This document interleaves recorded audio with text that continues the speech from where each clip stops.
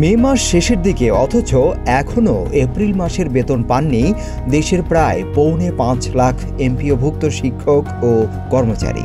অভিযোগ উঠেছে শুধু একটি বিভাগের এক কর্মকর্তার অসুস্থতার কারণে পুরো ব্যবস্থাটি থমকে গেছে।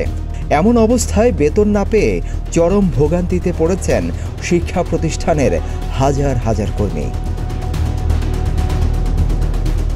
জানা গেছে, শিক্ষা মন্ত্রণালয়ের অধীন মাধ্যমিক ও উচ্চশিক্ষা অধিদপ্তরের মাউসি আওতায় থাকা এমপিওভুক্ত শিক্ষকদের বেতন ভাতা প্রক্রিয়া করে থাকে education management information system EMIS cell. এই সেলের দায়িত্বপ্রাপ্ত senior system analyst Khandakar Azizur Rahman বর্তমানে অসুস্থ।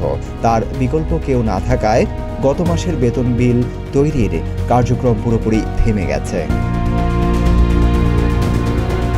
একাধিক সূত্র জানায়, শিক্ষকরা এখন তাদের ড্যাশবোর্ডেও প্রয়োজনীয় তথ্য দেখতে পাচ্ছেন না। তবে জানা গেছে, সমস্যার সমাধান দ্রুতই শেষ হবে। কর্মকর্তাদের দাবি, কাজ শেষ হলেও ব্যাংকে বেতন পৌঁছাতে আরও ৪-৫ দিন সময় লাগবে। এই হিসেবে মে মাসের শেষ সপ্তাহের আগে এপ্রিলের বেতন হাতে পাওয়ার সম্ভাবনা নেই। সিদ্দিকুর রহমান রোমন, প্রতিদিনের বাংলাদেশ।